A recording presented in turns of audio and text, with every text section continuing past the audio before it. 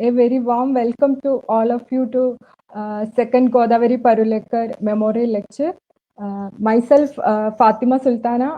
I am currently doing MA Women's Studies at Tata Institute of Social Science, Mumbai. And I am also a part of Progressive Students Forum, TIS. And for those who is not much familiar with Progressive Students Forum, we are a student initiative based Tata Institute of Social Science, Mumbai. And like this today's sessions, we usually conduct many lectures as well as discussions and also actively engage in various developments, political developments happening around our country. And so I request to all of you to follow our FB page so that you can also be you can also engage in the discussions and debates. And without further delay, I am starting our session. We have begun Godavari Parulekar Memorial Lecture Series from last year onwards, and our commencing session was held at Mumbai campus only with huge participation. And this time, due to pandemic and this crisis, we are constricted to conduct this session online. And about Comrade Godavari Parulekar, I think maybe some of you might not that familiar with that name. So I am giving a brief introduction about Comrade. Godavari Parulekar was the first female president of All India Kisan Sabha, AIKS, also former president of All India Democratic Women's Association, and also the former national vice president of Center of Indian Trade Union, CITU. And she was also fierce anti-imperialist freedom fighter, as well as organizer of first anti-war strike of the working class in Mumbai. And she led the historic Varli Adivasi revolt against the oppression and exploitation of British-backed landlords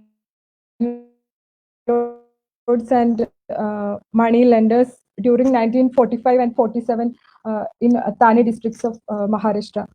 And today it is the on the 113th birth anniversary of Godavari Parulekar, as well as 75th anniversary of Varli Adivasi revolts.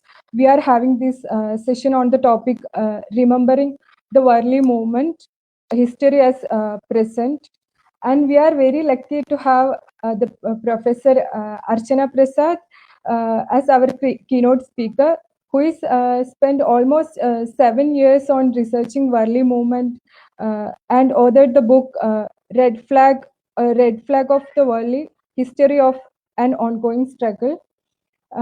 Professor Archana Prasad is a well-known academician and writer who doesn't need much of introduction.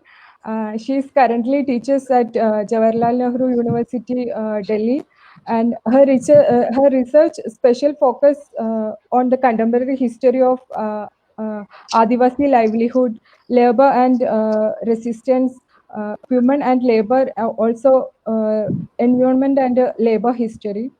And she is also author of several widely published books, articles, and papers related to in her area of scholarship. And Professor Prasad is also actively engages with various people movement and government committees on Adivasi and women's issues. And we welcome Professor Archana Prasad, and we are very delightful to have you. And about our second speaker, Dr. Ajit Nawale, is the State Secretary of All India Kisan Sabha. And Dr. Nawale has been instrumental in organizing organizing farmers movement in Maharashtra over past few years. And he's one of the chief forces behind the All Kisan Log March of 2018, which organized farmers of Maharashtra against policies of Maharashtra government. Sir, we welcome you. We welcome you to the session, and we are very honored to have you. And so we are starting the session with Professor Archana Prasad. And on completing both of the speakers, their speeches, we will open the platform to discussions, and you can type your questions or any thoughts the comment box below. And I'm giving my mic to Professor Archana Prasad. You can start. Thank you, Fatma.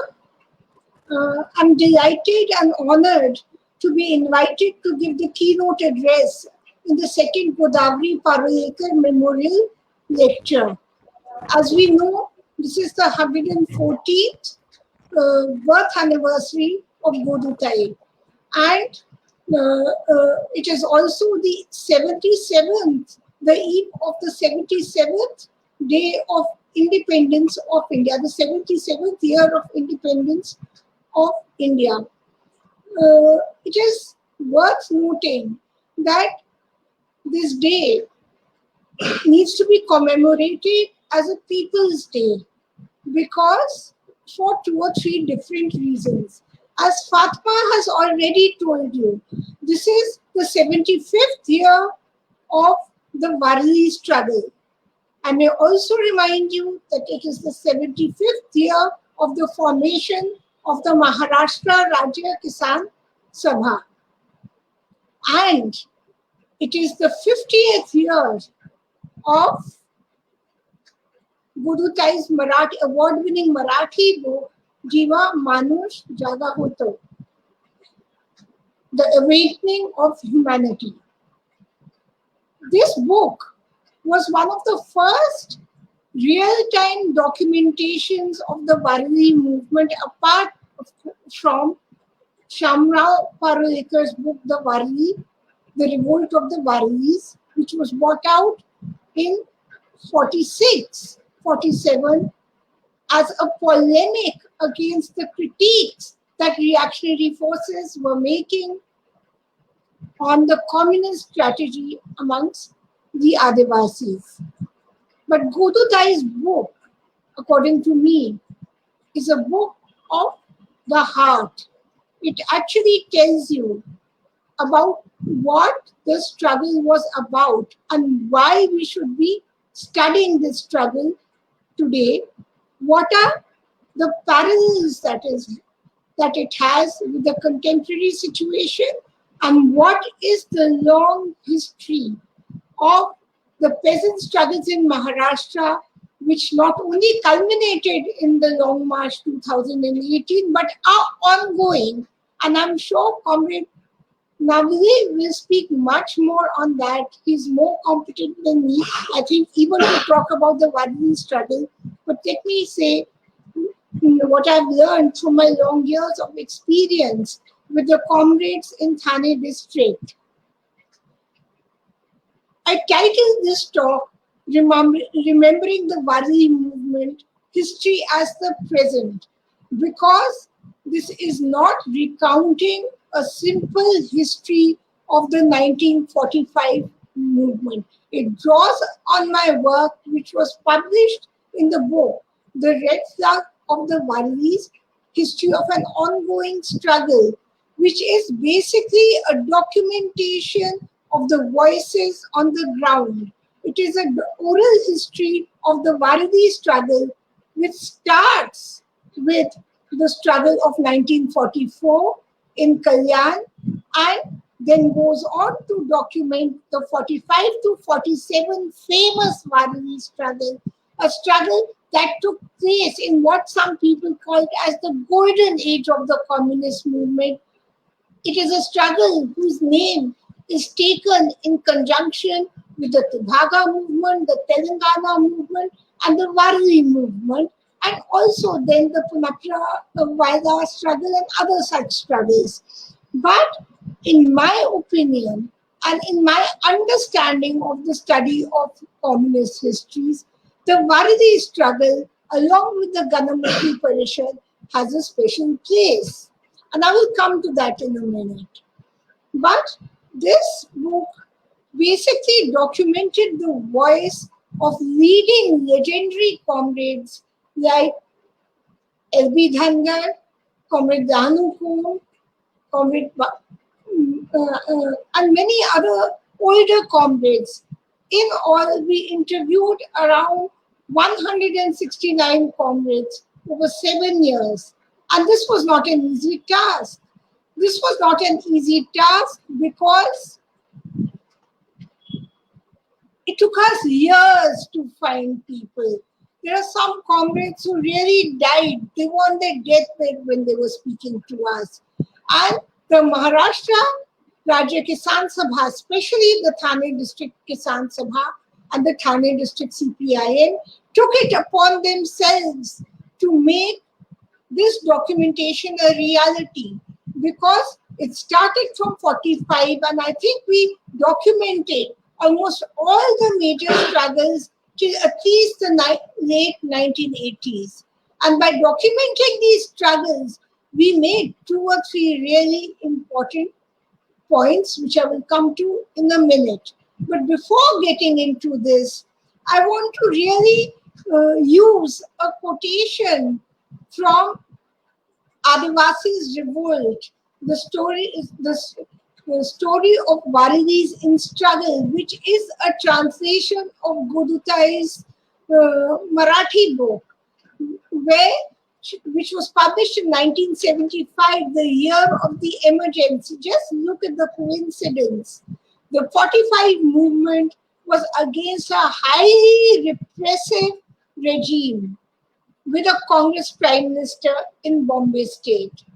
And the 75, when the book is published, where she very diffidently says that my husband, Shamrao Parvalekar, had wanted me to write this book for a long time. And now that I'm in jail, I have actually the time to write this book. But in this book, she says that hers is a story of how the aspirations of otherwise docile people were transformed into courageous and determined fighters.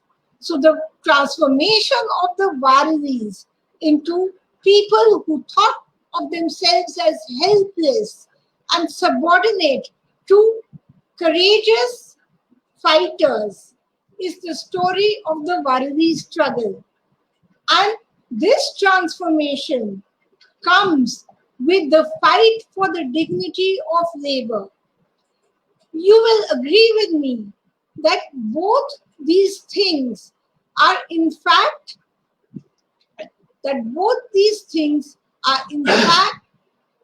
very, very relevant to us today also, where the working class and the peasants are being trampled by corporate capitalism.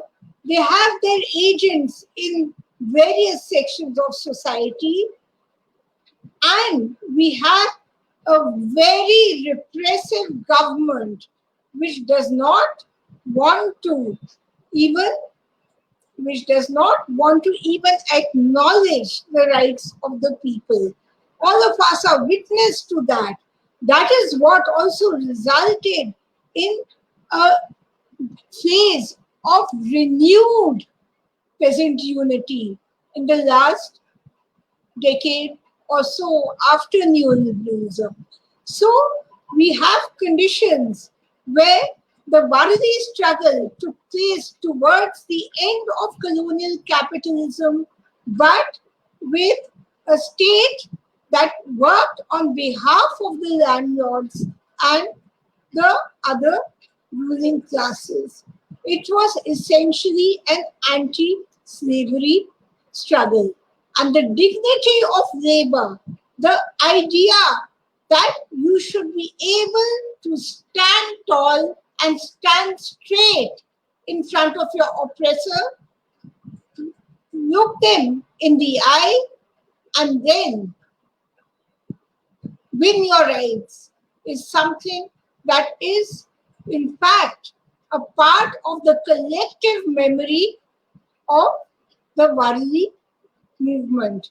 Now, if you look at the Varli movement itself, there are certain really important things that we need to take note of.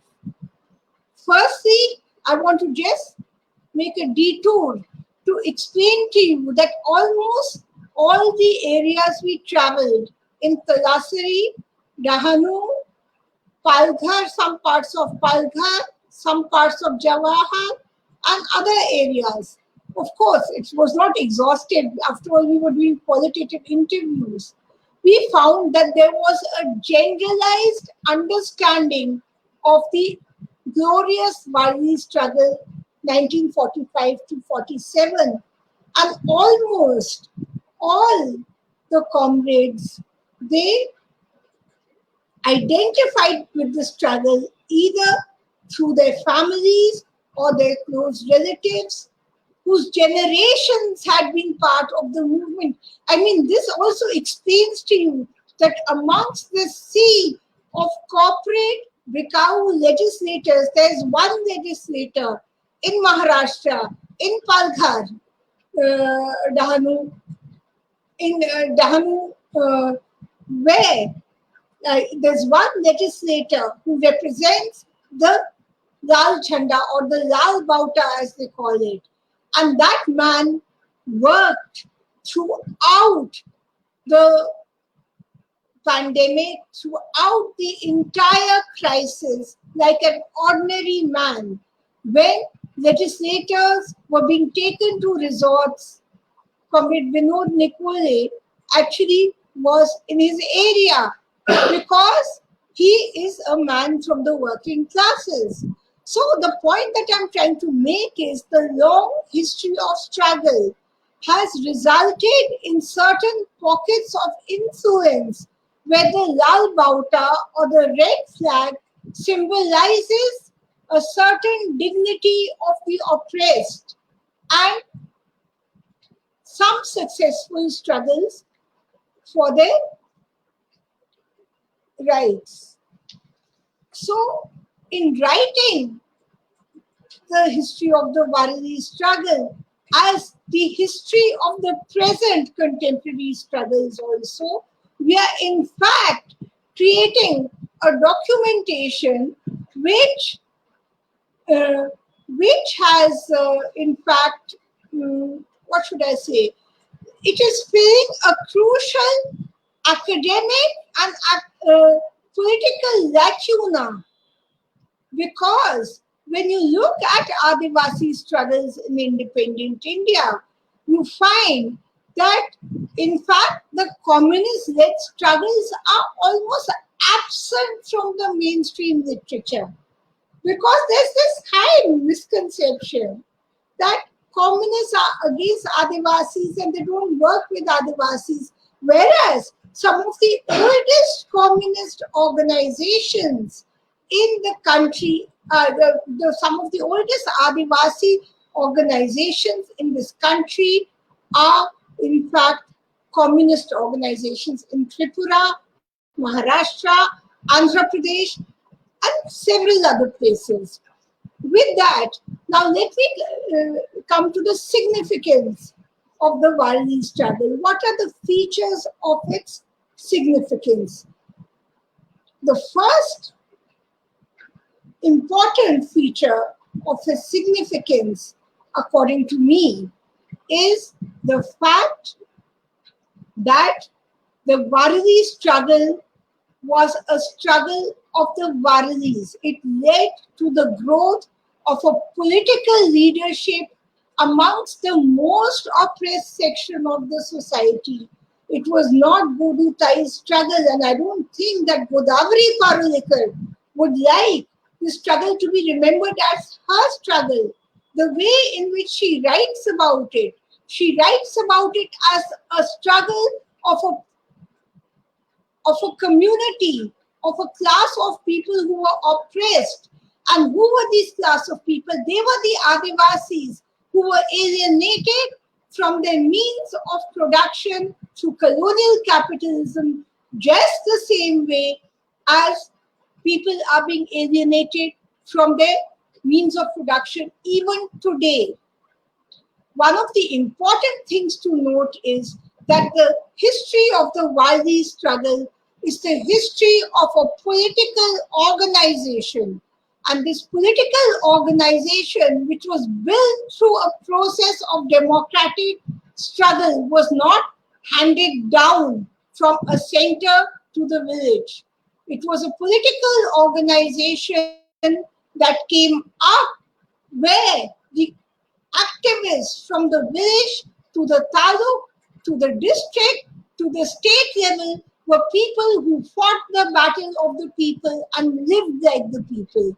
If that is an inspiration to us in itself. A good example of this is a fact that in 1945, when the struggle started, there was a firing in there was a firing in Talwada. And in Talwada, when the firing took place, it was a result of rumor mongering where the Adivasis were told, the Warlis were told that Godu Tai has been arrested and gathered over here. They went over there looking for Godu Tai, that she had been surrounded by the police and that she should be rescued. And they found that instead they were surrounded by the police and 5 people were martyred in that on the 10th of October 1945. And this 10th of October 1945 is the landmark of the beginning of an intense 7-decade struggle. Because when Godu Tai finally appeared and a lot of people had been martyred, we found that there was an inquiry into the incident, and Shamrao Parulekar and Godavari Parulekar were externed from the district and they had to go and live underground in Mumbai. When they did that, one of my gurus in this documentation, Comrade L.B. Dhangar, became the courier of the state committee between the Warli leadership and the state office, which was underground in Mumbai. And his story is just about amazing. It basically also illustrates to you that the Adivasis cannot be successful if their issues remain Adivasi issues. This is the second thing that the Warli struggle demonstrated. The communist politics amongst the Adivasis did not finish with the Warli struggle. It started with the Warli struggle.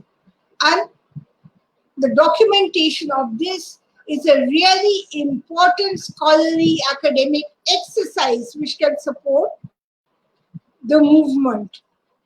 So the Warlis continue to carry on their struggle, and they also tell you some of the people who gave us testimonies, who gave us interviews, were people who were 6 years old when the firing took place. They were 11 years old when the firing took place. One of them, he in fact said that I was so small, I jumped onto the back of my father and we ran from there after the firing started. But most Warlis did not run. They stood over their ground and they demonstrated that they were not afraid of this regime. One of the interesting aspects of political organization that came to the fore as a result of this documentation was a story that many comrades, including Comrade Dhangar and Comrade Danupon, told me, that when Godu Tai was underground, she would cross the river and she would get shelter in the people's movement somewhere. Some local comrades who were there. And when she took shelter over there, a lot of Wardis used to gather. In order to form a committee, she used to say that there are two things which are needed for a local comrade contact over here. These two things are fearlessness from the police, that when the police tortures you, you will not speak. You will not give out the names of other people. And secondly, the person should be acceptable to the people who are going to struggle. So, this meeting would then identify people who would become the local contacts for getting messages and this thing. So, the short point that I'm trying to make with this is that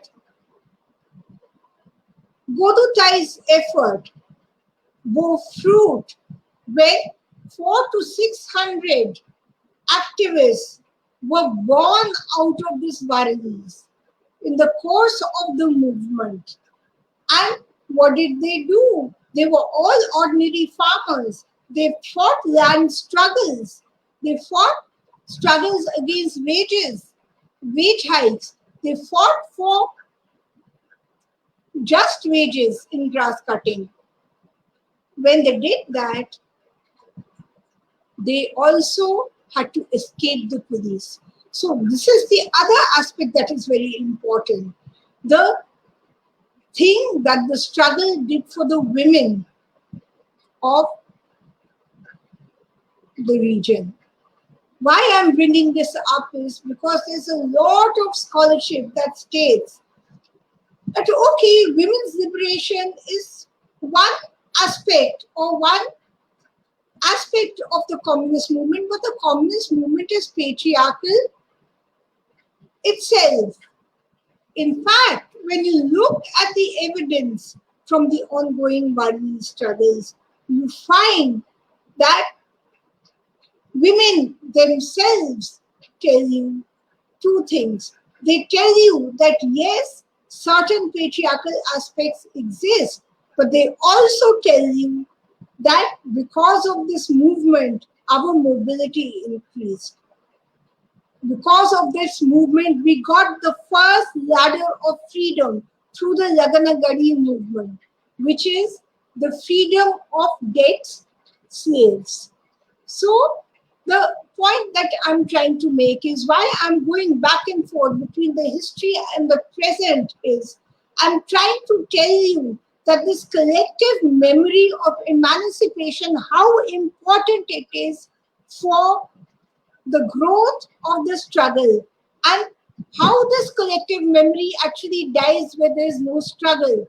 So there's a dialectical relationship between history writing and the struggle itself. So this is the second thing, that in fact the Varli movement was about a consciousness change where being Adivasi was associated with oppression but also with dignity of labor, where being Adivasi meant that you built your bridges with others. Some of the greatest legendary leaders within the Adivasis from the communist movement have been people who got socialized into Adivasi life but were not necessarily born as Adivasi, which means that it gives you an important alternative to the identity politics which divides the working class in the present, and therefore the instrument of struggle, which is the Maharashtra Rajya Kisan Sabha, was important because it was an instrument that brought together different segments of the working class and different segments of the Adivasis under the banner of the Bharatis. And this leadership that came about was in fact a leadership that carried on the struggle. I can at least name you three important post 47 struggles, amongst many other small struggles from which big leaders came out. The, let me just look. Yeah, from which, uh, so the first of these could be the struggle for land rights and the land revenue struggles. And these land revenue struggles, which took place in the 50s, were the land movement, were in fact struggles where the Bharatis who had occupied lands by shooing out the landlords, in fact, started applying for title rights. And if you look at the testimony of Comrade Dungarkar from Uplat village, who was almost 100 years old and who actually died after Mariam and I took his interview. He recounts the struggle of Kul Qaeda 1957. And then you fast forward and Rajesh Kharpare records the struggle of 2003. What does it say? It says that we fought for our land titles over this long 4-decade, 5-decade, 7-decade history. We are still considered occupiers of the land because we do not have a patta or a land title. And our land is secure with us because the Lal Bauta is protecting it. The Lal Bauta is not protecting it like God. The Lal Bauta or the red flag is the mobilizer of people who have defended their land. It's not, I mean, encroachers, squatters, these are really, really very bad terms. These are legal terms. Actually, the land is of the Bharatis. It was taken over by the Iranis and the other landlords. What they did during the movement was occupy those lands. So this is one thing that I wanted to bring up, that in fact, the land question as it emerged in the 50s out of the Bharati struggle is still a question that is relevant today, and it remains a relevant question because of the continuous history of struggle. Because people struggled to still have their land. Because they still have their land through that struggle, they can record the long history of the land struggle, which is still unfinished. So, this is the point that I was making earlier also. The other is the forest plot struggle, out of which leaders like Comrade Zahan Hukum became really big, and they became Lok Sabha MPs, MLAs, very big political leaders of the region. Not big because they are big men. They were men of the people who came through the struggle and led that struggle into something that was fantastic. But again, that forest plot struggle is not over.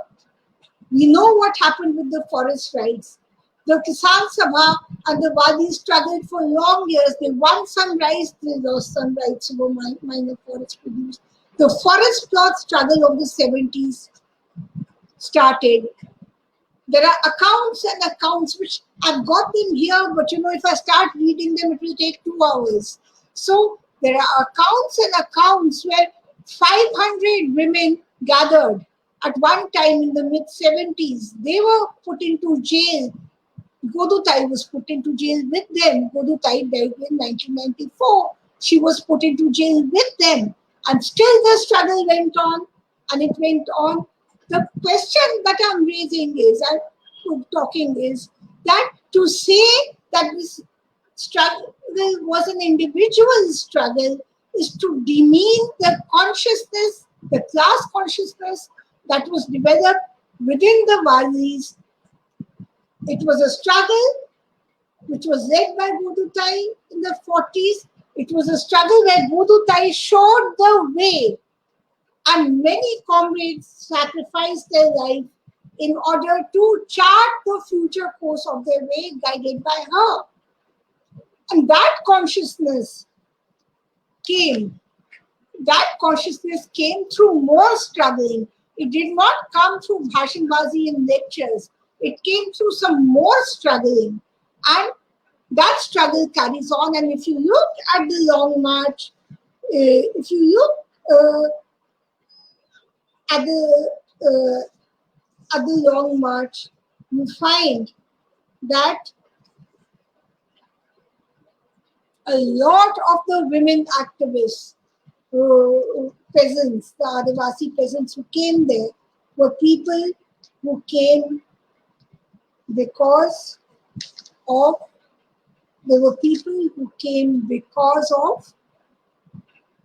the non-implementation of the Forest Rights Act.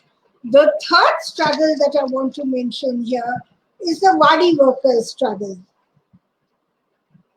And this Wadi workers' struggle is basically started in the 80s against the Chiku plantation workers. And these Chiku plantation workers, the women were very active in the struggle. This is another struggle where the union that was formed in the 1980s basically kept on being relevant till early 90s, till neoliberalism. And again, the Wadi workers' struggle also saw a lot of violence. In 1985, for example, there were chakka jams and there were firings and all these kinds of things. So that is the other struggle that I wanted to bring up. Now, in the last segment of their talk, I want to make two important points.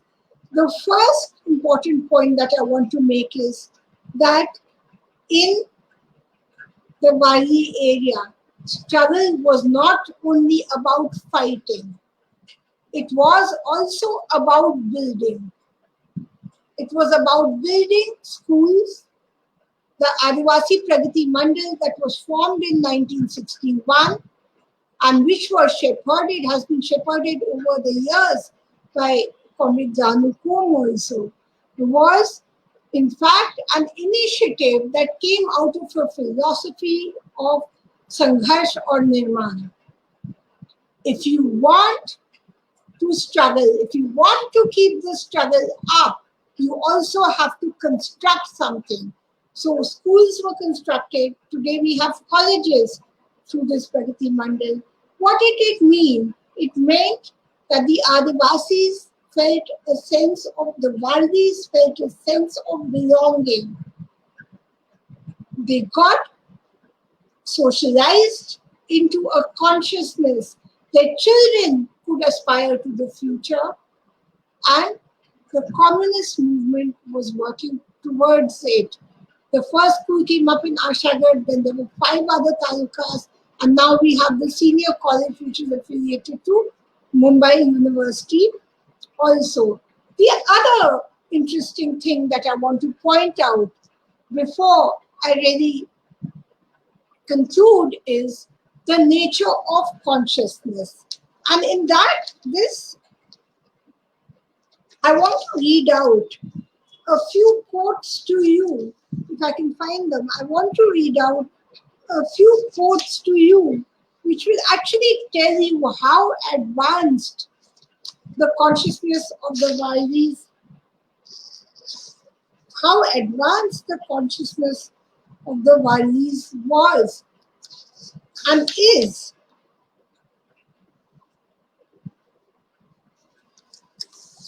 For example,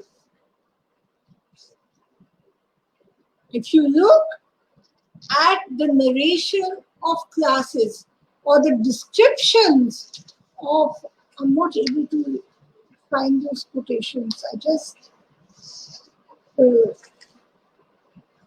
Just give me 1 minute. I think I'll be able to.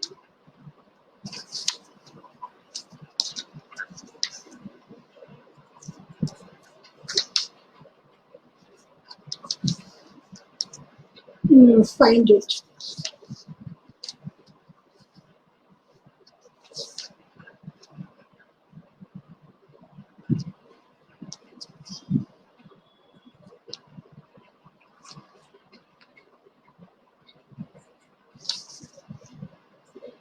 Yeah, let me read this really interesting thing out to you. The red flag was born through the blood of the revolution, led by Lenin and Stalin in Russia. It was blood soaked, that is why it is red. The sickle stands for farmers and the hammer for workers. That is what the Communist Party has taught us. This is not a textbook Marxist intellectual.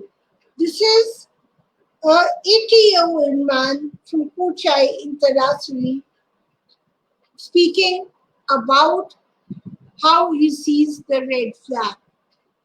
Another example I can give you is one of the interviewees who was 95 when he was interviewed. He sort of said that the world is round, and through our classes in Mahalakshmi Mandir, we have understood that the world is round. The red flag is in China, the red flag is in Russia, but it is also in Thane. This is how we are connected to the movement for social transformation. Another significant fact that came to light was the scientific consciousness by which the people analyzed the change in the material reality of the world. This is not a consciousness that comes in one day. It comes out of the hard experience of struggle. So the point that I'm trying to make is that this was not an ordinary communitarian consciousness. It was a highly democratized consciousness of the Varlis. And this democratized consciousness was also based on modern egalitarian values that were to be built through this process of Nirman. Now, if you ask me whether this is a relevant lesson for today, I think that nothing could be more relevant than this, because the Adivasis, who form 8.02% of the society, are in fact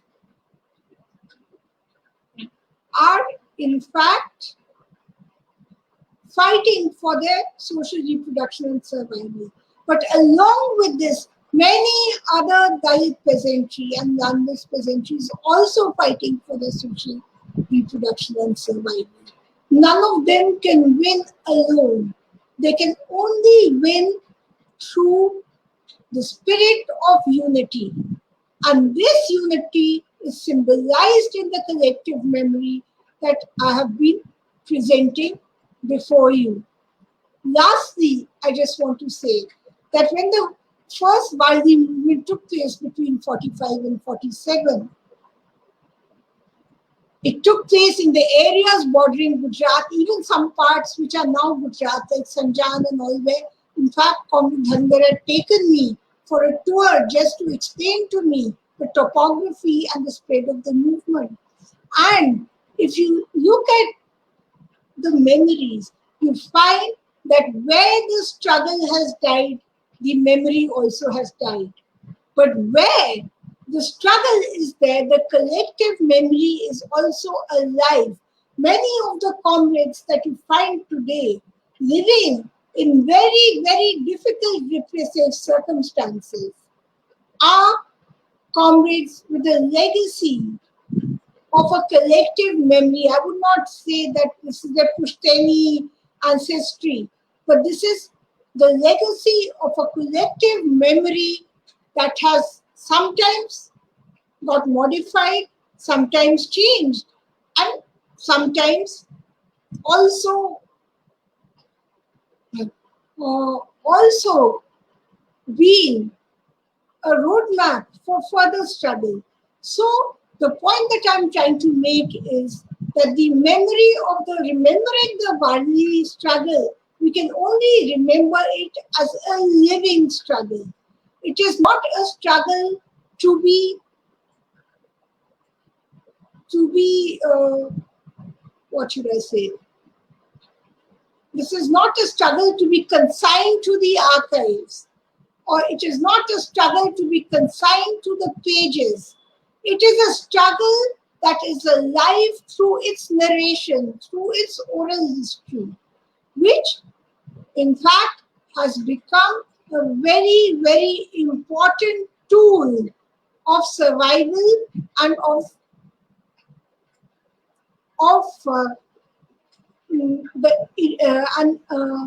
the intellectual apparatus of how to struggle and keep alive the struggle. In this sense, I feel that when Godavari Parulekar writes that she wants her struggle to be carried on in her will of 1994, she writes that she wants her struggle to be carried on, that she and her husband have devoted their entire life to the party. The party is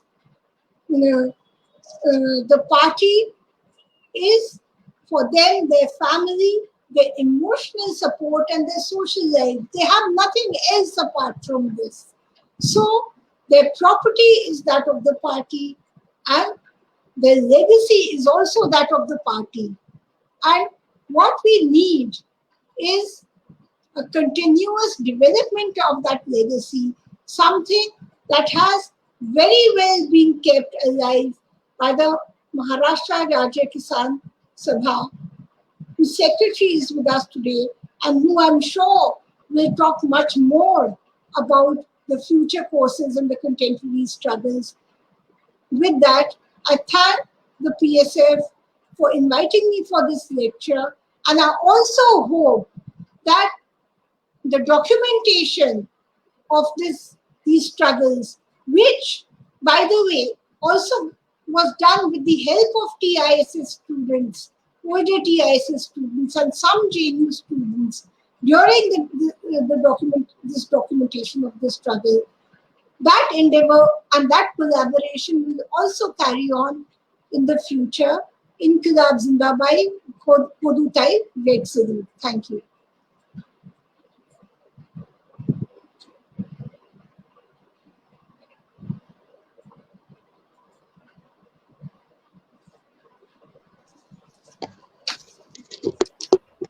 Hello. Yes. So due to some network issues, our host has have to leave the meeting. So I am taking, let the time being, I will handle the session. Okay, thank you so much, ma'am, for actually walking us through the events by events and actually telling that inspiring stories and the facts about Godutai. And it was really insightful session. Thank you very much, ma'am. So I think now we can move to the next speaker, Ajit Nawale. Sir, are you there?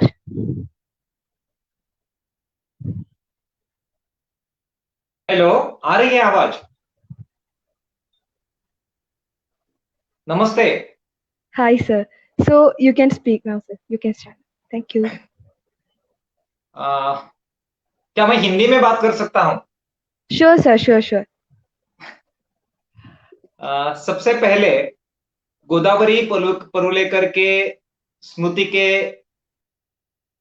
आयोजित इस lecture में मुझे आमंत्रित किया, इसके लिए मैं आपका बहुत बहुत शुक्रिया अदा करता हूं। और प्रोग्रेसिव स्टूडेंट फोरम और TISS का भी बहुत बहुत आभार व्यक्त करता हूं कि उन्होंने इस प्रकार का कार्यक्रम इस अवसर पे आयोजित किया।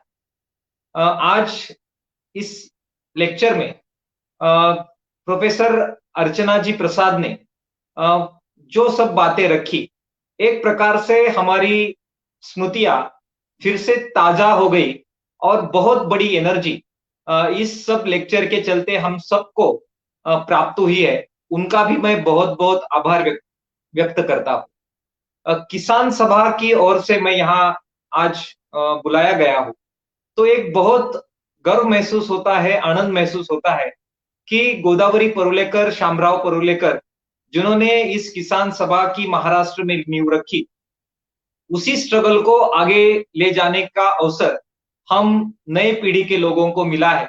तो उनको, उनकी स्मृति को सबसे पहले मैं बहुत बहुत सलाम करता हूँ। उस सभी स्मृतियों के चलते जो एनर्जी हमें मिलती है, उसके प्रति बहुत ही आदर और अच्छी भावनाएं इस समय मैं पहले व्यक्त करता हूँ।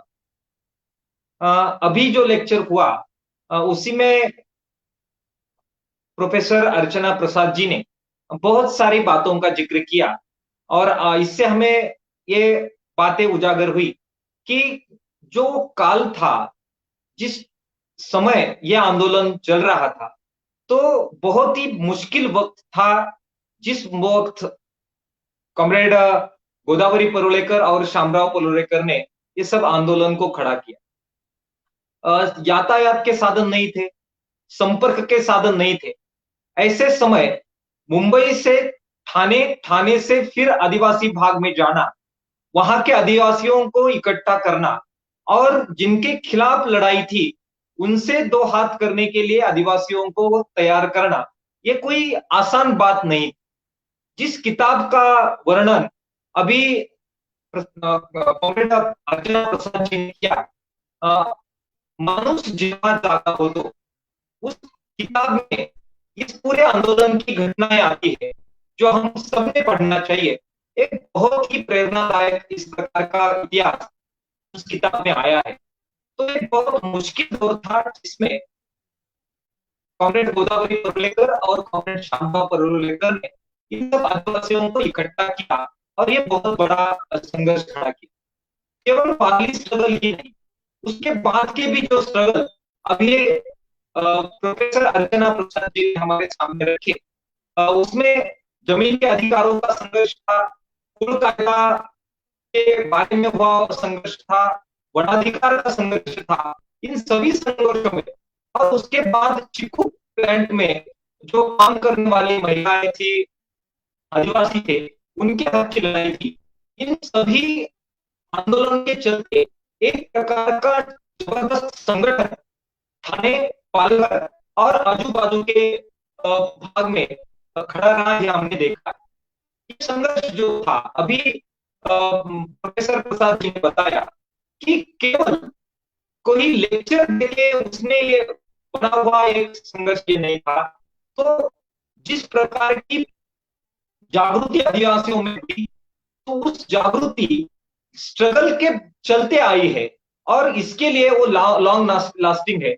आज भी हम जब इस इलाके में जाते हैं तो हमें पता चलता है कि हर एक घर घर में जहां भी आज स्ट्रगल चल रहा है, लोग संगठित है, वहां पे आज भी हमें एक बहुत ही गर्वान्वित करने वाली हिस्ट्री उनके मुंह से आज भी सुनने को मिलती है। और इसलिए ये पूरा भाग जो संघर्ष का रहा, वो बहुत ही प्रेरणादायी और ऊर्जादायी रहा। इस स्मृति लेक्चर में मैं एक दूसरा भाग जो बहुत कम बोला गया, उसमें बोलने की अनुमति 5 मिनट के लिए आपसे चाहूंगा। एक और जहां पे आदिवासियों में गोदावरी परुलेकर, शामराव परुलेकर ने काम शुरू किया, उसी ओर जो आदिवासी नहीं है लेकिन किसान है और बहुत मुश्किल में है, उनके बारे में भी सोच के उसमें किस प्रकार से संगठन बनाया जाए, इसका भी सोच बिल्कुल शुरू से कॉमरेड गोदावरी परुलेकर, शामराव परुलेकर और बाकी नेतागण ने रखी। जो पहली सभा हुई, किसान सभा की स्थापना की, जो ठाणे जिले के करीब एक पेड़ के नीचे पंडाल डाल के हुई, टिटवाड़ा करके गांव है, उस टिटवाड़ा गांव में यह सभा हुई थी और वहां किसान सभा की स्थापना हुई। वहां 2 घटनाएं हुई।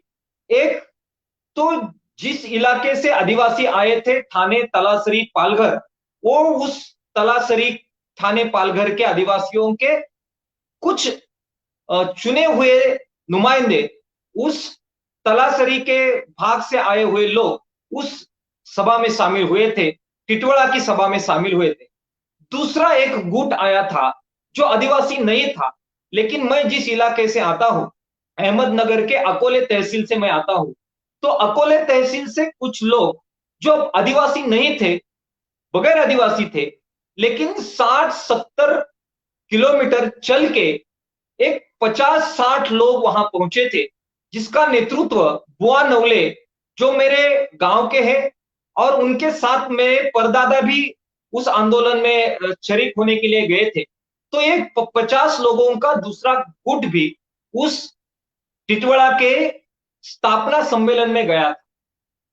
उस स्थापना सम्मेलन में जो बातें हुई, जिस प्रकार का विचार विनिमय हुआ, तो वहां से प्रेरणा लेके फिर जो गुट तलासरी की ओर गया, थाने की ओर गया, तो उस गुट ने और उनके साथ जो लाल बावटा वो लेके गए, तो बहुत बड़ी ताकत वारली स्ट्रगल को उस गुट ने दी, नेतृत्व दिया, और बाद में बहुत बड़ा संघर्ष वारली आदिवासियों का जो बढ़ा, उसके बाद आदिवासियों का बढ़ा, तो वो हमने उधर देखा।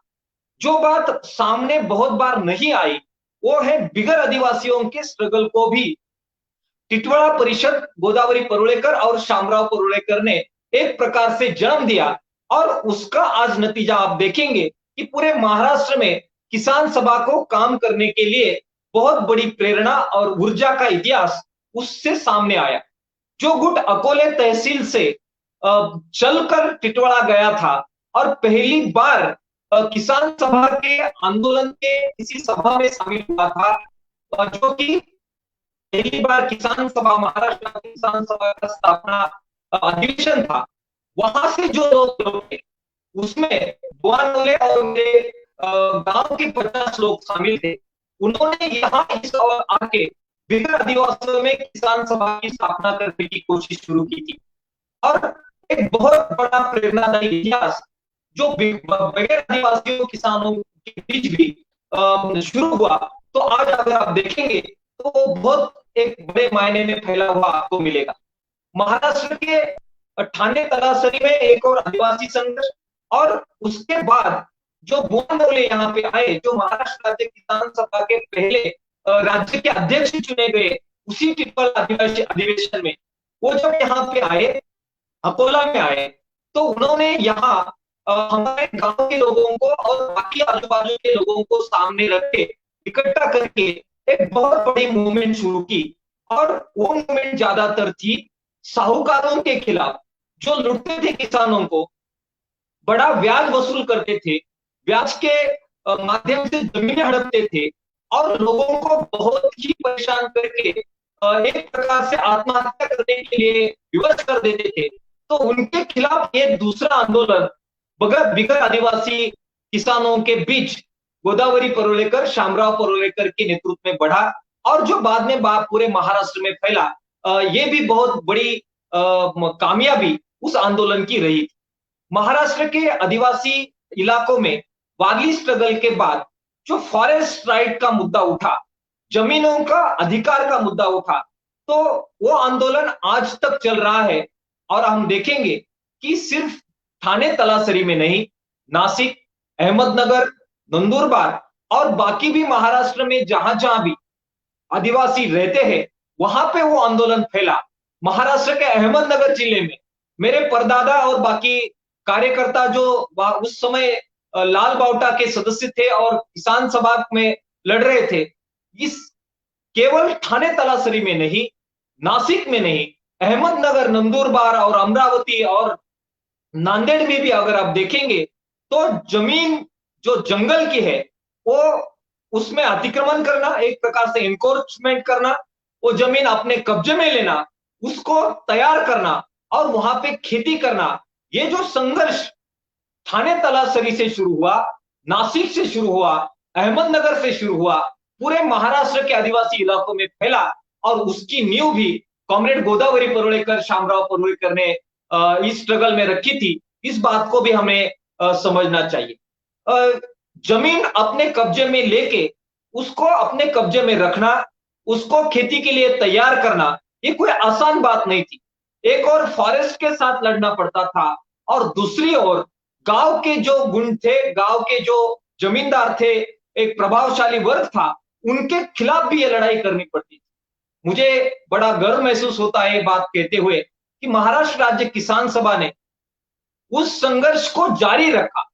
एक बहुत बड़ा संघर्ष हुआ, उस पे किताब लिखी गई, उसमें नेता उभरे और सब खत्म हो गया, ऐसा नहीं हुआ। उस स्ट्रगल को आगे ले जाना भी बहुत बड़ी बात होती है। मैं सलाम करता हूं उन सभी नेताओं को जिन्होंने इस स्ट्रगल को जारी रखा और पूरे महाराष्ट्र में फैलाया। आज फॉरेस्ट राइट एक्ट की लड़ाई जो पूरे महाराष्ट्र में आदिवासी बगैर आदिवासी किसान सभा के नेतृत्व में लड़ते हैं, तो बहुत अच्छा लगता है बताते हुए कि हजारों की तादाद में पट्टे किसानों को फॉरेस्ट राइट एक्ट के तहत महाराष्ट्र राज्य किसान सभा की अगुवाई में देने का काम फॉरेस्ट राइट एक्ट आने के बाद हुआ और आज भी जो रहे हैं उनके लिए किसान सभा लड़ रही है। अभी प्रोफेसर अर्चना प्रसाद जी ने जिसका उल्लेख किया वो बात थी लॉन्ग मार्च की। तो लॉन्ग मार्च में भी आप अगर देखेंगे तो ये फॉरेस्ट राइट के जो बचे हुए जो राइट्स है, एप्लीकेशंस है, वो किस प्रकार से उनमें फैसला हो और आदिवासियों को बगैर आदिवासियों को जो जंगल की जमीन करते हैं उनको न्याय मिले, ये बहुत बड़ा मुद्दा उस लॉन्ग मार्च में भी उठाया गया। और मुझे बताते हुए कुछ हद तक खुशी होती है कि उसके बाद महाराष्ट्र की सरकार को उसमें कुछ हद तक काम करना पड़ा और बहुत सारे आदिवासियों को जमीन के पट्टे उसके बाद देने पड़े। केवल जमीन के लिए आदिवासियों का संघर्ष नहीं हुआ, अन्न अधिकार का जो मुद्दा पूरे महाराष्ट्र में फैला, तो उसका भी कहीं ना कहीं शुरुआत जो महाराष्ट्र राज्य किसान सभा ने बहुत बड़ी तादाद में की थी। महाराष्ट्र में हजारों की तादाद में जो आंदोलन हुए, तो उससे एक महाराष्ट्र में अन्न अधिकार के लिए भी बहुत बड़ी एक पार्श्वभूमि बनी और उसके बाद बहुत बड़ी ताकत में देश भर में भी उसके जत्थे निकाले गए।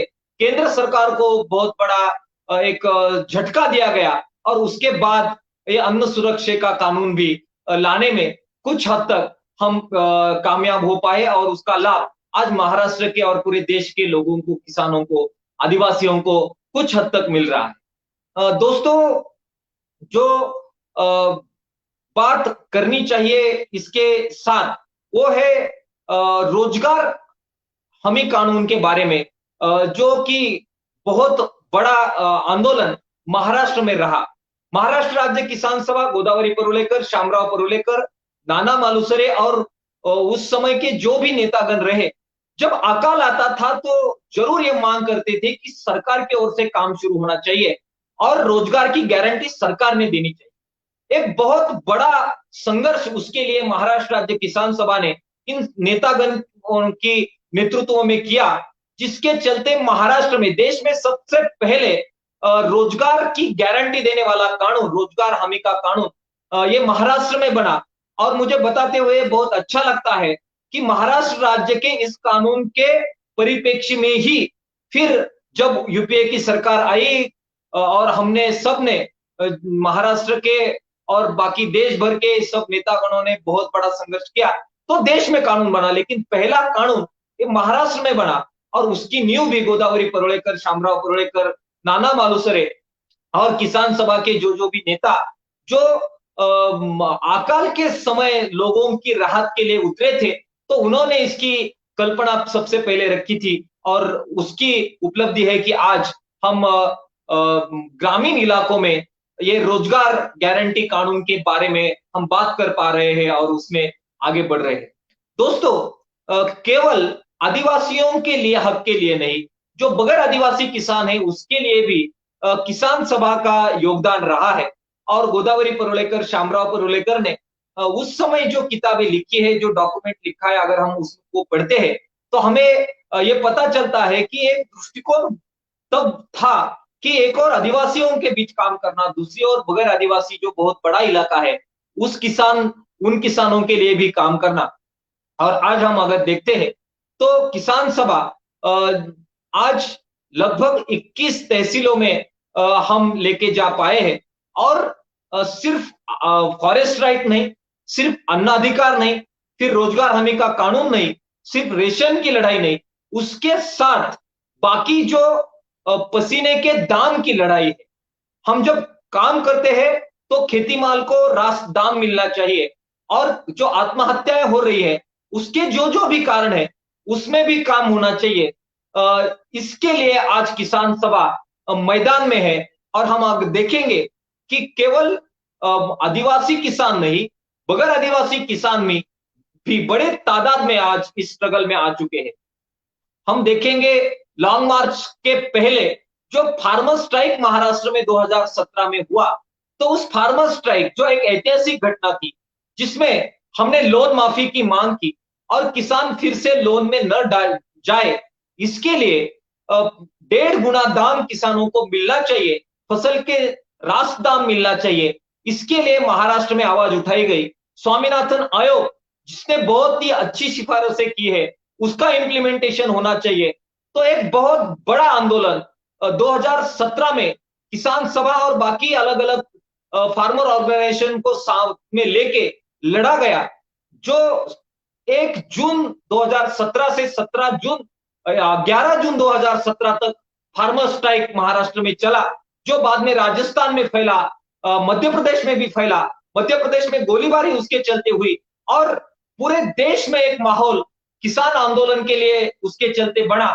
तो उसमें भी आदिवासी और बगैर आदिवासी सबको साथ में लेके एक और जमीन अधिकार का आंदोलन, एक और राशन का आंदोलन, एक और काम की गारंटी देने वाला आंदोलन, एक और आदिवासी उपयोजना जो है उसका लाभ आदिवासियों को मिले, इसके लिए आदिवासी आंदोलन, एक और कुपोषण के चलते जो बहुत बड़ा आज दिक्कत है आदिवासी भाग में हो रही है, उसके लिए आंदोलन, और इसके साथ रास्त दामों की किसानों की लड़ाई, उसके साथ कर्जा माफी की लड़ाई, इस सबको साथ में लेके एक न्यूक्लियस किसान सभा बना पाई, जिसका परिणाम आप देखेंगे कि फार्मर स्ट्राइक जो महाराष्ट्र में हुआ, उसके बाद अलग अलग किसान संगठनों को उस आंदोलन में आना पड़ा और उसमें सुकाणु समिति बनाई गई। उस सुकाणु समिति का, जिसमें बहुत महाराष्ट्र के बड़े बड़े किसान नेता शामिल हुए, बाकी सारे किसान संगठन शामिल हुए, उसका नेतृत्व करने का अवसर किसान सभा को मिला। सुकाणु समिति का संचालन किसान सभा के नेतृत्व में हुआ और एक बहुत ऐतिहासिक आंदोलन उसके चलते हुआ। जब सुकाणु समिति का आंदोलन एक निर्णायक तौर पे आके कुछ दिक्कतें आई, तो उसको जोर देने के लिए फिर से किसान सभा सामने आई और लॉन्ग मार्च निकला, जिसमें नासिक से लेके मुंबई तक किसान 40,000 किसान चल के गए। डॉक्टर अशोक ढवले, आमदार जेपी गावित, हमारे अध्यक्ष कॉमरेड किशन गुजर, अर्जुन अड़े, उदय नारकर, बहुत सारे नाम मैं ले सकता हूं। इन सब ने उसका एक सामूहिक नेतृत्व किया और जिसका बहुत बड़ा दबाव महाराष्ट्र की सरकार पे आया, ये हम देखते हैं। तो एक वरली आंदोलन, जहां एक नींव रखी गई कि एक और आदिवासियों में संघर्ष और दूसरी ओर बगैर आदिवासियों के सवाल को भी लेके संघर्ष, और उसमें एक पॉलिटिकल अवेयरनेस दोनों ओर, किसानों में, बगैर आदिवासी किसानों में और आदिवासी किसानों में, दोनों ओर उभरे और एक व्यवस्था परिवर्तन का आंदोलन उसमें आगे बढ़े। ये जो दृष्टिकोण गोदावरी परुलेकर और शामराव कुलनेकर ने दिया था, तो उसी प्रकाश में आज हम किसान सभा और हमारे सारे साथी उसी प्रकाश में आगे बढ़ने की कोशिश कर रहे हैं, जिसका नतीजा है कि कुछ हद तक आदिवासी इलाकों में एक स्ट्रांग होल्ड हम बना पाए, बरकरार रख पाए, जहां से अब आज भी हमारा कॉमरेड विनोद निकोले आमदार चुन के आए और बाकी पंचायत समिति, जिला परिषद हमारे न्यू बनी। ठाणे में के बाद नासिक में कॉमरेड जेपी गावित और बाकी साथियों के चलते एक आंदोलन आज भी वहां पे जिंदा रहा, और बाकी आदिवासी छोड़ के बगैर आदिवासियों में भी जो काम के दाम की कमाई उसके बाद कर्जा माफी की लड़ाई और बाकी दूध के सवालों को लेके, गन्ने के सवालों को लेके लड़ाई, ऐसा पूरे महाराष्ट्र में किसान सभा का आंदोलन खड़ा करने की कोशिश हम कर रहे हैं। आखिरी बात कह के मैं खत्म करूंगा कि केवल लड़ाई नहीं, उसके साथ एक वैचारिक पार्श्वभूमि भी बने और एक जागरूकता किसानों, आदिवासियों, बगैर आदिवासियों में आए, इसकी भी लगातार कोशिश हमने देखा कि गोदावरी परुलेकर, शामराव परुलेकर, नाना मालुसरे और लहानू कोम, एल.बी. धनकर, डॉक्टर अशोक ढवले, मरियम ढवले, हमारे जेपी गावित, आज हमारे किशन गुजर, हमारे सारे नेता ये हमेशा याद रखते आए कि जब भी स्ट्रगल हो उसी समय उनकी जो वैचारिकता है वो भी उभरे और एक जो कॉन्शियसनेस है स्ट्रगल करने वाले कॉमरेड्स के बीच, स्ट्रगल करने वाली जनता के बीच, वो अच्छा बने और जो वर्ग संघर्ष चल रहा है वो वर्ग संघर्ष की एक इंटेलेक्चुअल जो रुझाव होना चाहिए अंदर, वो उस आंदोलन के समय ही हो, इसका भी ख्याल हम रखते आए, जिसका परिणाम है कि आज कुछ हद तक हम बढ़ पाए हैं। लेकिन खामियां भी है, इसका रास्ता अनुमान किसान सभा को है। आज पूरे महाराष्ट्र में हम अगर देखते हैं तो कुछ हद तक हम बढ़ पाए हैं, लेकिन बहुत बड़ी मात्रा में हमें बढ़ने की आवश्यकता है, क्योंकि बड़े दुर्भाग्य से यह कहना पड़ता है कि पूरे देश में सबसे ज्यादा आज किसानों की आत्महत्याएं अगर कहीं होती है तो वो महाराष्ट्र में होती है। हम एक ऐसी मूवमेंट खड़ा करने की कोशिश कर रहे हैं कि जिसके चलते एक अल्टरनेटिव किसानों के लिए पॉलिसी बने। स्वामीनाथन आयोग और किसान सभा ने जो एक अल्टरनेटिव मार्ग दिखाया है, उससे प्रभावित होके एक ऐसी पॉलिसी किसान, ग्रामीण इलाके, आदिवासी, दलित और उपेक्षित लोगों के लिए बने, जिससे किसानों की आत्महत्याएं रुके, आदिवासियों को न्याय मिले, दलितों को न्याय मिले, पिछड़ों को न्याय मिले। इसके लिए बहुत बड़ा संघर्ष हमें करना अभी बाकी है। हमें आशा है कि एक बहुत प्रेरणादायी इतिहास महाराष्ट्र राज्य किसान सभा का रहा है। वारली स्ट्रगल, उसके बाद के पूरे स्ट्रगल, लॉन्ग मार्च, फार्मर स्ट्राइक, ये बहुत ही प्रेरणादायक इस प्रकार के संघर्ष महाराष्ट्र राज्य किसान सभा की अगुवाई में महाराष्ट्र में हुए हैं। वो हमें प्रेरणा देते रहेंगे, आने वाली पीढ़ियों को प्रेरणा देते रहेंगे और उस प्रकाश में जो क्लास स्ट्रगल आज हम कर रहे हैं आगे और तेज होगा और एक नए युग का सपना जो हम मिलकर देख रहे हैं वो प्राप्त करने के लिए हम आगे बढ़ेंगे। बहुत बहुत धन्यवाद मैं देना चाहूंगा प्रोग्रेसिव स्टूडेंट फोरम को, बहुत बहुत धन्यवाद देना चाहूंगा TISS के सभी हमारे साथियों को, बहुत बहुत धन्यवाद देना चाहूंगा प्रोफेसर अर्चना प्रसाद जी को कि हम सबकी जो स्मृतियां है गोदावरी परुलेकर, शामराव परुलेकर और वारली स्ट्रगल की, आज इस लेक्चर के चलते फिर से ताजा हुई एक एनर्जी हम सबको इसके चलते मिली। हम आशा करते हैं कि आने वाली पीढ़ियों को भी ये आंदोलन, ये स्मृतियां प्रेरणा देती रहेगी। हम कामयाब होंगे, इस विश्वास के साथ आपका बहुत बहुत धन्यवाद व्यक्त करता हूं। किसान सभा की ओर से बहुत बहुत शुक्रिया आप सबको देता हूं। धन्यवाद। इनकलाब जिंदाबाद। Thank you so much, Dr. Ajit Nawale. Thank you for actually reminding us how great and how far is the long fight is for us, and also talking about taking inspiration from Godutai and her struggles. And it was not just ending there; it's like continuing, and our comrades in Kisan Sabha and all around the country is still fighting for the same. And how important that us as students also to participate and to understand the bigger fight. And thank you for reminding us that. So now we can go to the discussion. So if you have any questions for Professor or Ajit Nawale sir, please do comment, and we can actually start the discussion now. So Professor, this question is for you. Yes, I'm seeing the question. Do you want me to read for you? No. Can others see it? Yes, ma'am. Yes, ma'am. they can also see it, but it will be better if you can just read out. I will read out the question once so they can. Okay. So Please there is a criticism on leadership of Wali struggle that the Wallis would have been let struggle by themselves. Some people say that outside leadership of Godu Tai imposed upon them. What's your take on it? Indeed, Godu Tai work is phenomenal. So I think that Comrade Navani has also answered part of this question, but I will also take the question, because I think what I tried to do in my talk was to explain. And I don't think Godutai would be very happy if you see her as an imposed leadership, because after all, when the struggle started, as Comrade explained, the struggle started when the oppressed Walis and some of the leadership went to the Kisan Sabha and placed their difficulties in front of them. Why did they go to the Kisan Sabha and they didn't go to any Tom, Dick and Harry organization, even with big Adivasi leaders? Why did they go to the Kisan Sabha? They went to the Kisan Sabha because the Kisan Sabha stands for the rights of the working majority.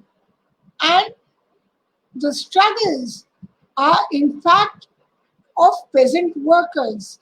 So if you look at the struggle per se, you see, if I was to use a Gramscian phrase, you're not born into a community as an intellectual. You become an organic intellectual by declassing yourself and becoming that class. So the class is not a result of merely what you inherit or what you get. The class is a result of the values that you are socialized in and how you become close to the people. I don't think that the struggle, as I tried to explain to you, would have survived if it was Godu Tai's struggle alone. And I don't think that Godu Tai, wherever she is, would be very happy to see it as a struggle alone. So it's not an imposed leadership. If it was an imposed leadership, it would have been a one-shot struggle. The people who see it as an imposed leadership are against the unity of Adivasis and non-Adivasis. A very important intervention made by Comrade from the Kisan Sabha, Comrade Navneet from the Kisan Sabha, that the unity between the Adivasi and the non-Adivasi is the key to the success of even getting Adivasi demands. And if you see the long history of the communist struggles, this is its USP. Its USP is that it recognizes the Adivasis as a category, but it also does not believe that the Adivasis are a culturally exclusive organization. So you can't have an Adivasi struggle like the one that you had in Jharkhand for the Jharkhand state. You got the state, but the interests of the working class Adivasis were just ignored because of the inequalities within the Adivasi society itself. So what is Adivasi? This brings us to the question of what is Adivasi? Adivasi is a political community. It is not a social or cultural artifact. It's a political community that is born out of struggle. What Godu Tai did was facilitate the beginning of that political consciousness that got developed into struggle, and therefore the Valvi struggle is led by the Valvis. It was led by the Valvis even then, and it is led by the Valvis even now, and Godu Tai became embedded in that Valvi leadership by giving it a clear vision and a rasta. A clear vision came out of the consciousness change that I talked about earlier. So I think that to say that a leadership was imposed. If the leadership was imposed, it would not have lasted for 70 years. This is the problem, that when you look at Adivasis in themselves, for themselves, then you're making a big mistake, because almost all these successful struggles have been where even Adivasi identity politics has been supported but by a broader alliance of class organizations. So I don't really think that we can talk about imposition of leadership, and my whole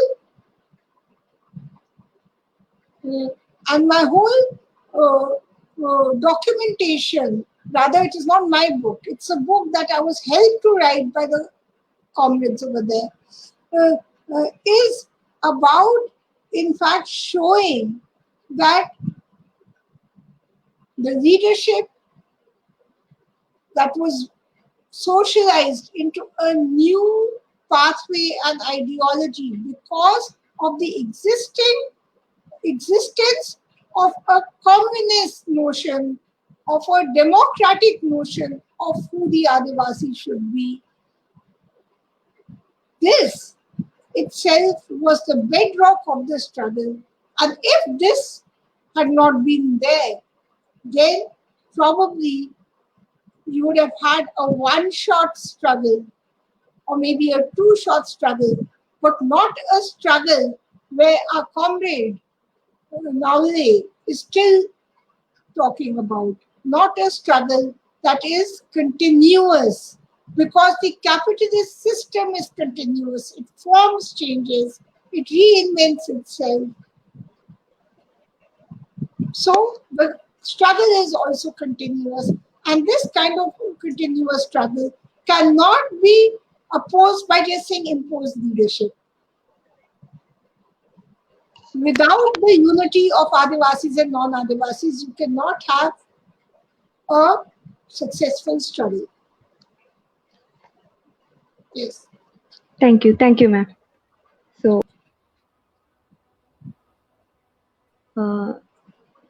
So actually, Navli sir, it's for you, I guess. What are the key future struggle planned to rise farmers' issues under the leadership of AIKS in India? Navli sir, can you hear me? हाँ, yes. देखिए, अभी किसानों के लिए भारत अगर हम नजर में रखते हैं, तो आज की तारीख में एक बहुत ही बड़ा कृषि संकट आज देश के सामने है। हम ऐसा कह सकते हैं कि एक कृषि संकट केवल किसानों के लिए एक कृषि संकट नहीं रहा, अभी वो एक सोसाइटी का संकट हो गया है, पूरे समाज का संकट हो चुका है। तो किसानों की आत्महत्याएं आज पूरे देश में हो रही है, उसको अगर हम एनालाइज करते हैं तो हम देखते हैं कि जिस प्रकार की आर्थिक नीतियां केंद्र और राज्य सरकारें ले रही है, उसका परिणाम स्वरूप आज किसान, खेती और ग्रामीण इलाके बिल्कुल उजड़ चुके हैं। और आदिवासी एरिया को अगर हम देखते हैं तो उसमें भी बहुत बुरा असर इन नीतियों का पड़ रहा है। तो इसके चलते किसान सभा की ये मांग है और ये नजरिया है कि इन नीतियों को हमें बदलना पड़ेगा और एक प्रकार की अल्टरनेटिव किसानों के लिए पॉलिसी पूरे देश में अपनानी पड़ेगी। तो हम लगातार एक कोशिश कर रहे हैं कि एक बहस लगातार पूरे देश में हम छेड़े हुए हैं कि जब तक बेसिकली हम एक अल्टरनेटिव पॉलिसी को पॉपुलराइज नहीं करते हैं, उसको एक किसान का बहुत बड़ा एक सपोर्ट पूरे देश में हम उसके साथ खड़ा नहीं करते हैं, तो ये काम होने वाला नहीं है। तो ये बढ़ाने के लिए हम पूरे देश में अलग अलग किसान संगठनों को साथ में लेके इस पे हम काम कर रहे हैं। महाराष्ट्र में किसान सभा और बाकी संगठनों को साथ में लेके काम शुरू हुआ। देश में अभी 208 संगठनों को इकट्ठा लाके फोरम बना के कुछ मिनिमम जो हमारे मांगे हैं उसको साथ में लेके अलग अलग किसान संगठनों को हम इकट्ठा जोड़ रहे हैं, जिसमें हम कह रहे हैं कि किसानों की कर्जा माफी होनी चाहिए। हम कहते हैं कि ये जो कर्जा किसानों के ऊपर बढ़ा है तो उनके शोषण के चलते हुआ है, लूट के चलते हुआ है। हम जब मांग करते हैं कि किसानों का कर्जा माफ होना चाहिए, तो हम कहते हैं कि किसानों की लूट वापसी होनी चाहिए, और लूट वापसी का एक भाग है ये कर्जा माफी। तो पूरे देश में कर्जा माफी होनी चाहिए, एक प्रमुख मांग जो हम आगे बढ़ा रहे हैं। दूसरी मांग हम कह रहे हैं कि किसान फिर से कर्जे में न डूबे, इसके लिए 1.5 गुना दाम मिलना चाहिए, जो स्वामीनाथन आयोग ने रिकमेंड किया, जो एक पॉपुलर मांग आज बना हुआ है। तो उसके लिए सरकार ने पॉलिसी लेनी चाहिए। और इसके साथ जो स्वामीनाथन आयोग ने 110 अलग अलग सिफारिशें हमारे सामने रखी है, तो उनको भी मद्देनजर नजर रखते हुए एक अल्टरनेटिव किसानों के लिए पॉलिसी आनी चाहिए। उसके साथ जमीनों के अधिकार के लिए हम लगातार लड़ रहे हैं, और उसके लिए अलग अलग संगठनों को साथ में लेके भूमि अधिकार मंच पूरे देश में गठित करने के लिए किसान सभा काम कर रही है। अलग अलग संगठन उसमें जुड़े हैं। आदिवासियों की जमीन के अधिकार, फॉरेस्ट राइट के अधिकार, साहूकारों ने छीनी हुई जमीन फिर से वापस लाने के अधिकार, बुलेट ट्रेन है, अलग अलग रास्ते बनाने के लिए जमीनें ली जा रही है, सेच के लिए जमीनें ली जा रही है। तो इन जमीनों को इन जमीनों पे किसानों का अधिकार बना रहे, उसके लिए लड़ाई, ये भी एक बहुत बड़ा स्ट्रगल आज किसान सभा की अगुवाई में हम आगे ले जाने की कोशिश कर रही है। दो फोरम बड़े तौर पर अगर हम कहे, तो 2 फोरम अभी महाराष्ट्र और पूरे देश में बन चुके हैं। एक है जो अखिल भारतीय किसान संघर्ष समन्वय समिति का फोरम है, जिसमें 208 संगठन जुड़े हैं, जो ऋण माफी की बात कर रहे हैं, राष्ट्र दाम की बात कर रहे हैं, अल्टरनेटिव पॉलिसी की बात कर रहे हैं। और दूसरा है भूमि अधिकार आंदोलन, जो जमीनों की अधिकार के लिए अलग अलग संगठनों को साथ में लेके लड़ रहा है। तो इन दोनों को साथ में लेके किसान सभा की अगुवाई में एक अल्टरनेटिव पॉलिसी आए, तो किसान के हित में हो, वासियों के हित में हो, ग्रामीण इलाकों के हित में हो, और जो एक क्लास के रूप में हम आगे बढ़ाने की कोशिश कर रहे हैं। तो इन 2 पहलुओं के आधार पे इसलिए आज किसान सभा पूरे देश में संघर्ष कर रही है, आगे बढ़ रही है। कुछ हद तक जरूर उसमें कामयाबी किसान सभा और इन सभी फोरम को मिलते हुए हम देख रहे हैं।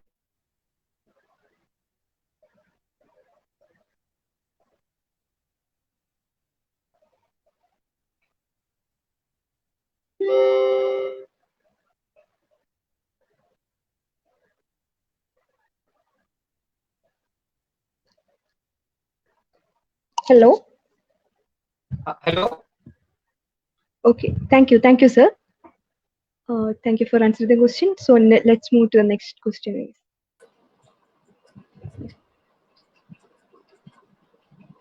So, Professor, this question is for you. Yes. Okay. While organizing a larger struggle for the rights of Adivasi and our farmers, like we saw in the Long March, how should different political or social goals of different classes that exist in the agrarian bar Adivasi spectrum be reconciled? How should solidarity be sought among different agrarian classes to start a larger agrarian movement? So you put this question to me. In fact, this question should be put to the practitioners much better. But I want to answer this question because I just, as I said earlier, I think the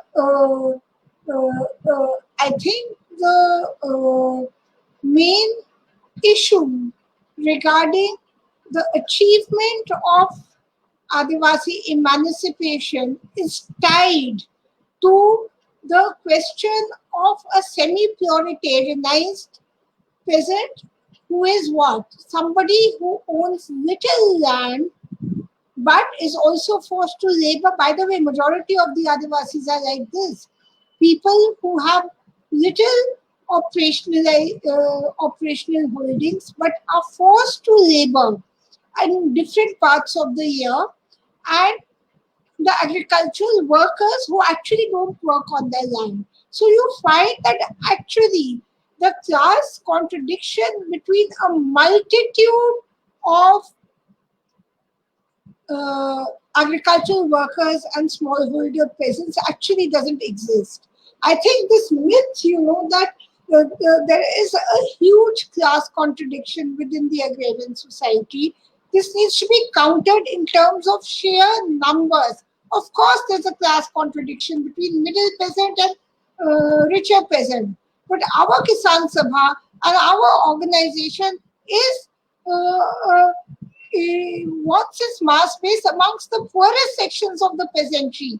And in the poorest sections of the peasantry, the class position of the Adivasi and the class position of the agricultural worker is almost the same. And I believe your first Godavari Parulekar lecture was delivered by Professor Utsa Patnaik. And I think she has effectively argued for a broad alliance of a peasantry, because most of the peasantry today is semi-proletarianized, which means that a large part of it is also dependent on wage labor and also its cultivation and cultivation of different types. Within that, land question becomes very, very important in order to address questions of contradiction. But we are not talking about taking away land from the already existing smallholder peasant. So, to my mind, this the question that you cannot have a big agrarian movement of this solidarity because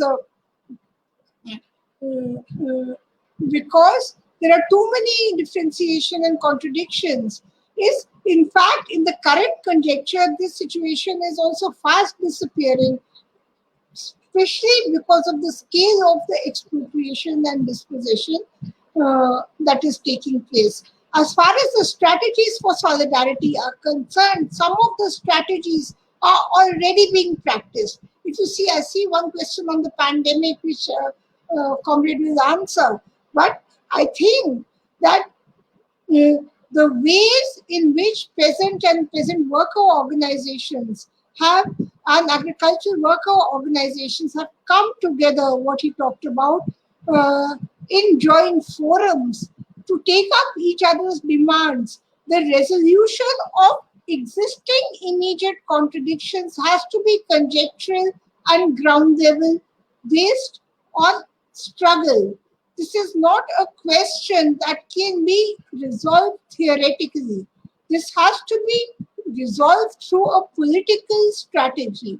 And I feel that the kind of demands that we take up and the kind of issues that we take up are a strong pointer towards building solidarities. Otherwise, why is it that in women's emancipation movements, a lot of peasants are also involved? After all, they are also belonging to traditional division of labor households. So the point that I'm simply trying to make is that the primary contradiction that exists, that has to be confronted.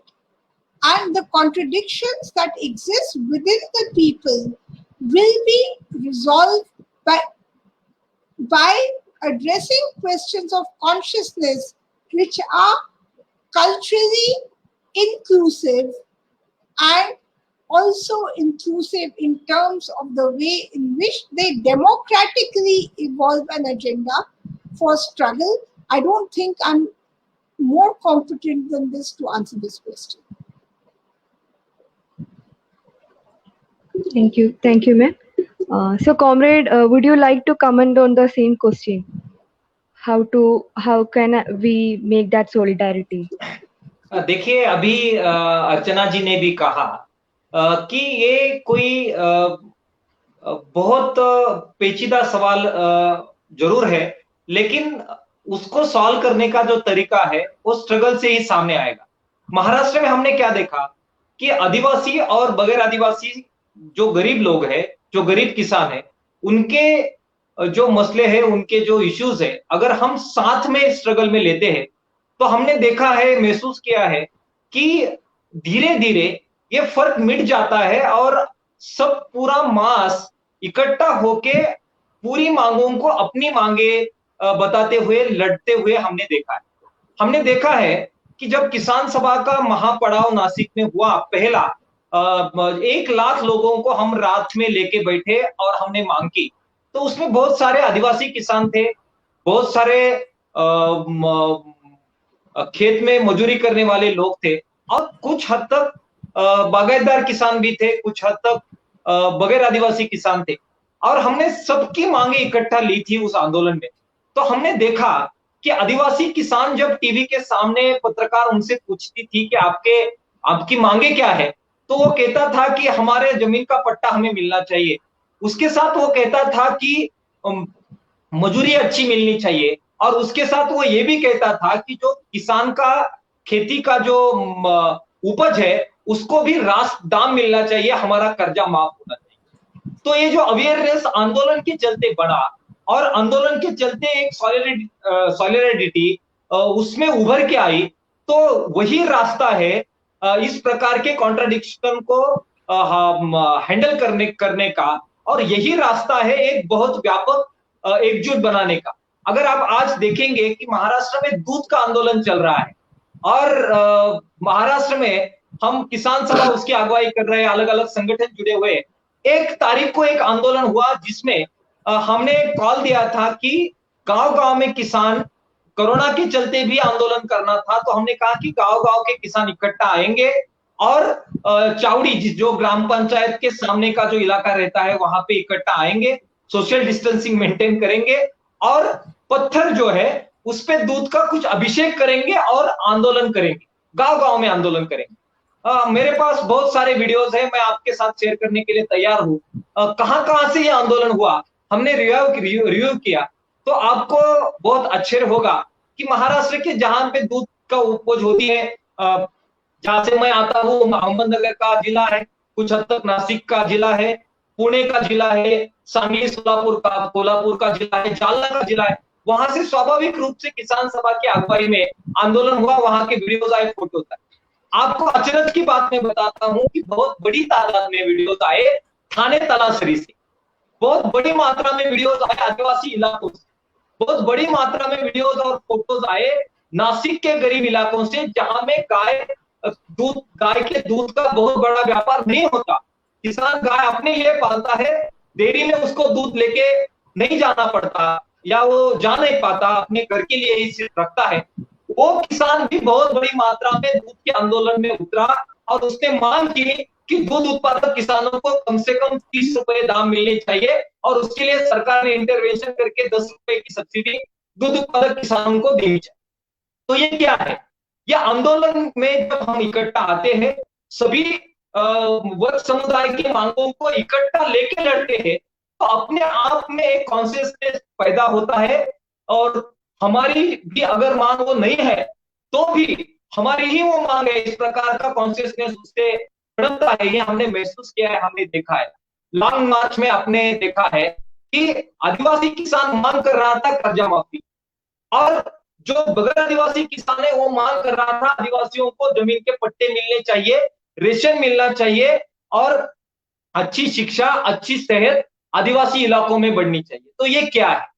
तो ये अपने आप में जवाब है कि किस प्रकार हम अगर स्ट्रगल में अलग अलग तबकों के आंदोलन को इकट्ठा जोड़ के अगर एक आंदोलन बनाते हैं, हमारा जो चार्टर ऑफ डिमांड है इस प्रकार से डिजाइन करते हैं कि हर इलाके के, हर प्रकार के लोगों के सवाल उसमें आए, और बड़ी प्रामाणिकता से उन सभी मुद्दों को उस आंदोलन का हिस्सा बनाते हुए एक लॉजिकल एंड तक वो सभी सवाल जाए।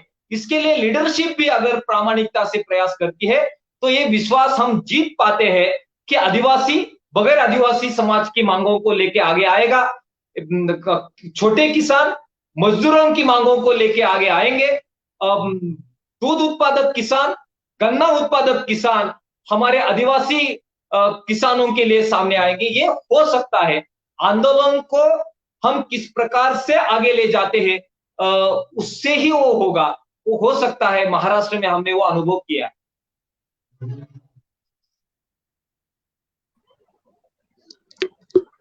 Thank you, comrade. Can we move to the next question? Okay. So, comrade, this is also for you. How has the legacy of resistance of struggle manifested in the Worli during this lockdown and pandemic? बहुत अच्छा सवाल है। हम lockdown में थे, पूरे ये बहुत बड़ा संकट हम सब में था। तभी हम अगर देखते हैं कि महाराष्ट्र राज्य किसान सभा लगातार काम करती है। केंद्रीय किसान सभा ने कुछ कॉल दिए थे किसानों के लिए, उन कॉल में भी किसान सभा महाराष्ट्र लगातार काम करती रही। केवल कॉल के लिए नहीं, जो सवाल इस पेंडेमिक के चलते, लॉकडाउन के चलते किसान कम्युनिटी के सामने आए, जरूर हम लोगों के बीच नहीं जा पा रहे थे। हमें बहुत रिस्ट्रिक्शंस थी कि घर के बाहर हम नहीं निकल पा रहे थे। उसके चलते भी 4-5 आंदोलन हमने देखा कि महाराष्ट्र में हुए। टोमेटो उत्पादक किसानों का आंदोलन, आदिवासी किसान जो बहुत बड़ी मात्रा में आज दूसरों के खेत में भी हो, अपने खेत में हो, टोमेटो उत्पादन लेते हैं। एक प्रकार का वायरस आया और बहुत नुकसान टोमेटो उत्पादक किसानों को भुगतना पड़ा, जिसमें आदिवासी किसान, बिगर आदिवासी किसान दोनों बहुत सफर हुए। तो किसान सभा एकमात्र संगठन उसमें थी। हम गांव के में नहीं जा पा रहे थे, हम घरों से बाहर नहीं निकल पा रहे थे, पुलिस नहीं हमें वहां तक ले जाने में परमिशन नहीं दे रही थी। उसके बावजूद भी महाराष्ट्र में टोमेटो उत्पादक किसानों का आंदोलन लॉकडाउन के बीचों बीच हुआ। गांव गांव में सोशल मीडिया, गांव गांव में फेसबुक लाइव, गांव गांव में अलग अलग प्रकार के जो भी साधन हमारे पास थे, उसका इस्तेमाल करके हमने महाराष्ट्र में आदिवासी बिगर आदिवासियों का जो मसला था, दूध टोमेटो उत्पादक किसानों का, उसके लिए फाइट की महाराष्ट्र में। ये हम कर पाए। लॉकडाउन का फायदा लेके फॉरेस्ट ने थाने तलासरी में कुछ आदिवासियों पे जाति करके जो जमीनें वो बरसों से, पीढ़ियों से कर रहे थे, उन जमीनों को हत्या के आदिवासियों को खदेड़ने की कोशिश की।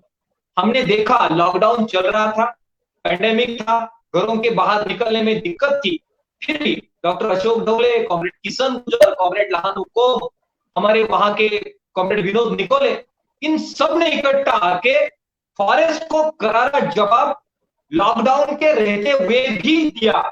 गांव गांव के किसान इकट्ठा आए और फॉरेस्ट के जो गार्ड हमारी जमीनें हमसे लेके प्लांटेशन करने की कोशिश लॉकडाउन के बीचों बीच कर रही थी, उनका करारा जवाब महाराष्ट्र में दिया गया।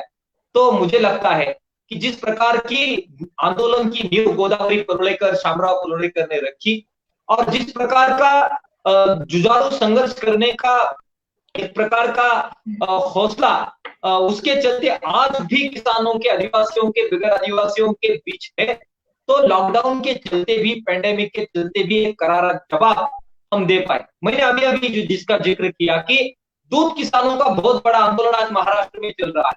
आज भी सुबह सुबह एक घमासान हुआ महाराष्ट्र राज्य किसान सभा और राज्य सरकार के बीच। कुछ नोकझोंक हो रही है, अलग अलग किसान आंदोलन के बीच भी कुछ टकराव हो रहे हैं, लेकिन हम लड़ रहे हैं। उसमें भी हमने अगर देखा कि आदिवासी किसान भी डटकर सामने है, दूध उत्पादक किसानों के साथ खड़ा है, और वो दूध अगर नहीं भी डेयरी को पहुंचा रहा, फिर भी आदिवासी किसान बगैर आदिवासी किसानों के साथ खड़ा है। तो ये है लीगेसी जो हमें विरासत में एक प्रकार से मिली, गोदावरी परुलेकर, शामराव परुलेकर और वारली स्ट्रगल और बाकी भी स्ट्रगल जो उस समय में हुए, तो वो हमें मिले, प्रेरणा देते हैं। जो संस्कार हम में हुए वो आज भी ताकत देते हैं। हम सब उस बहुत बड़े इतिहास को और आगे ले जाने में जरूर अपना योगदान देंगे।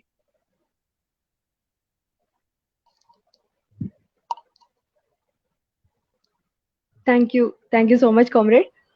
So actually we can go like this for many more time talking and discussing about this thing, but due to the time constraint we cannot take more questions. So I think we can close the session now. So thank you so much to the panel, Dr. Archana Prasad, for having this conversation with us and taking us to the great legacy of Godutai, and also Ajit Navale sir for actually talking about how in practice we should take about the struggles and how should we along with this struggle. So thank you so much. And also for the next year also we will be having this Godavari Parlekar lecture. So till that time, I think it's a bye. So bye everyone, and thank you Thank for the you. panel again. Bye. Thank you Thank so you. much. Thank you, Kamlesh. Thank you. Thank you. Thank you.